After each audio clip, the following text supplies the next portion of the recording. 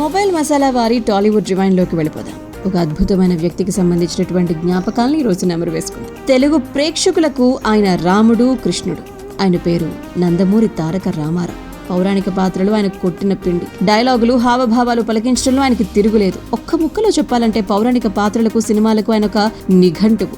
రాముడు, కృష్ణుడు, దుర్యోధనుడు, భీముడు, రావణాసురుడిగా ఎన్నో పాత్రలు ఒదిగిపోయారు. కృష్ణుడిగా దాదాపు అత్యధిక సార్లు తెరపై కనిపించి రికార్డు క్రియేట్ చేశారు. మరి అంత పేరు ప్రఖ్యాతులు సంపాదించుకున్న ఆయన తన సినీ ప్రస్థానంలో నారదుడు, హనుమంతుడి పాత్రలు ఎందుకు వేయలేదంటారు? ఈ విషయాన్ని ఆయన ఒకసారి అడగడం జరిగిందట. అప్పట్లో షూటింగ్ జరుగుతున్నప్పుడు తరచూ కరెంటు పోయేదట. మళ్ళీ ఎప్పుడొస్తుందో తెలిసేది కాదుట. అందుకని కరెంట్ వచ్చేదాకా అందరూ ఫ్లోర్ బయటకు వచ్చేసి కూర్చొని పిచ్చాపాటి మాట్లాడుకుంటూ ఉండేవారు. అలా బయట కూర్చున్నప్పుడు పౌరాణిక పాత్రల గురించినటువంటి ప్రస్తావన వచ్చినప్పుడు అందరూ ఆసక్తిగా వింటున్నటువంటి సందర్భంలో రావికొండలరావు గారు మధ్యలో కలగజేసుకుని, నారదుడు, హనుమంతుడు వంటివి ముఖ్యమైన పాత్రలే కదా అన్నగారు, మరి ఆ పాత్రలో మిమ్మల్ని చూసే అవకాశం ఏమైనా ఉందంటారా అని అడిగారట. అప్పుడు ఎన్టీ రామారావు గారు బదులిస్తూ, నారదుడిగా ఆలోచించాను బ్రదర్. హాస్యం వచ్చేలా కాకుండా భక్తుడిగా, సర్వజ్ఞుడిగా గంభీరంగా ప్రదర్శించొచ్చు, కానీ నా రూపం అందుకు సరిపోదేమో, సహకరించదేమో, అందుకే సాహసించలేదు. నారదుడు అంటే ఇలాగే ఉండాలి అని మనం ఒక విధమైనటువంటి రూపానికి అలవాటు పడిపోయాం కదా. నా శరీరం ఏమో కొంచెం భారీగా ఉంటుంది, అందుకనే